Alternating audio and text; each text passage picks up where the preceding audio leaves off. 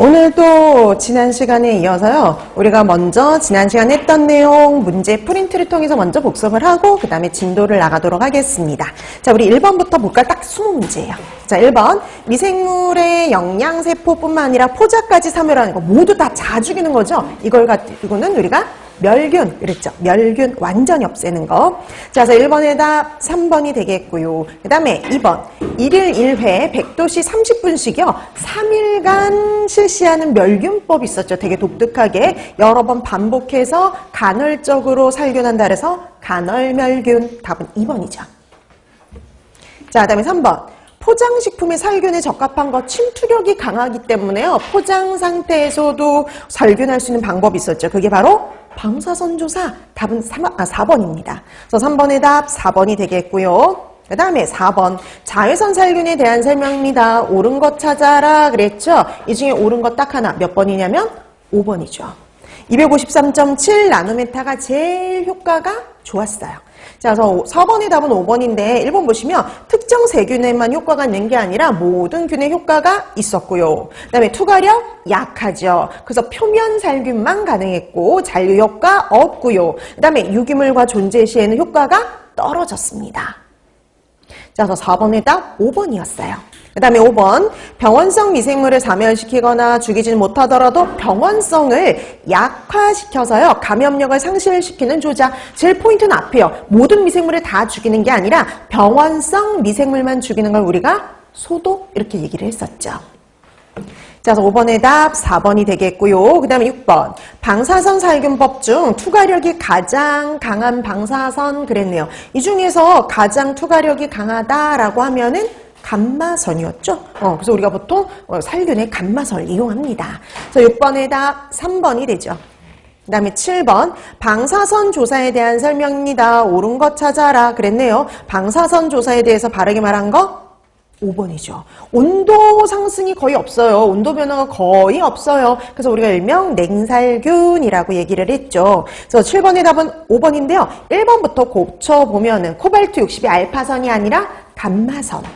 그 다음에 과일, 채소의 숙성을 촉진하는 게 아니라 억제해야 되죠. 그래서 우리가 오랫동안 보관하려면 억제해야 되고요. 포장식품의 살균 처리에도 이용할 수 있고 발화 촉진이 아니라 발화 억제. 그래서 감자에 싹이 나는 걸 방지할 목적으로 사용을 하죠. 그래서 7번의 답 5번이 됩니다. 그 다음에 8번. 살균제의 살균력을 평가하는 기준이 되는 거 우리 보통 석탄산 이용을 했죠. 근데 보기에 석탄산이 없어요. 근데 우리 석탄산 뭘 가지고 만든다라고 했냐면 페놀을 가지고 만든다 그랬죠. 그래서 답은 4번이 됩니다. 그래서 페놀 내지는 석탄산을 기준으로 해요. 자, 그래서 8번의 답 4번이 되고요. 화학적인 소독제는 여러분들이 뭘 기억하셔야 되냐면은요. 농도요. 농도와 대상이 기본이죠. 자, 그러면 9번에 먼저 농도가 나왔습니다. 살균력이 가장 강한 에탄올의 농도 그랬네요. 살균력이 가장 강한 거 몇 퍼센트냐면 70%. 70% 에탄올을 보통 사용을 하죠. 그래서 9번의 답 2번. 그 다음에 10번. 채소, 과일, 도마 이런 소독에 적합한 소독제 그러면은 차염소산 나트륨이죠. 그래서 우리가 급식소에서 현장에서 가장 많이 사용하는 소독제입니다. 그래서 10번의 답 1번이 됩니다. 그 다음에 11번. 다음에서 설명하는 소독제는 그랬습니다. 사급 암모늄 염의 유도체고요. 계면활성제의 일종이고요. 살균력은 강하지만 세척력은 약한 소독제가 있었죠. 이게 바로 뭐에 대한 설명일까요? 역성비누. 우리가 주로 손소독에 이용하는 역성비누에 대한 설명이죠. 그래서 11번의 답 1번. 자, 그다음 12번. 시험물질의 독성을 반수치사량으로 표시하는 식품안전성평가시험은 그럼 반수치사량 LD50 우리 뭘 가지고 구할 수가 있었냐면은 급성 독성시험이었죠. 답은 3번. 자, 그래서 12번의 답 3번. 그 다음에 13번. 이번에 우리 최대 무작용량이에요. 그래서 식품의 안전성을 평가하기 위한 최대 무작용량을 결정하기 위한 독성시험. 그래서 아까 LD50은 급성 독성시험이었다면 최대 무작용량은 만성이었죠. 그래서 두 가지 구분해서 알아두세요. 그래서 13번의 답 2번입니다. 그 다음에 14번. 식용 유지의 3패를 측정하는 방법이 있었는데요. 그 측정하는 지표에 해당하는 것 그랬습니다. 답은 1번. 상가, 카르보닐가, TBA가 이런 걸 통해서 가능했었죠. 그래서 14번의 답 1번이 됩니다. 그다음 15번 여기서부터는 이제 식중독 문제가 나와요.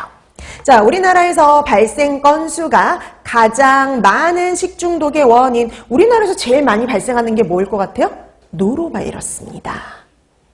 그러니까 요즘에 우리나라에서 많이 발생한다 그러면 노로바이러스, 그 다음에 살모넬라, 그리고 병원성 대장균 요 세 가지 3인방을 꼽을 수가 있는데요. 그 중에 최근에 가장 많이 그러니까 가장 발생 건수가 많은 거 노로바이러스입니다.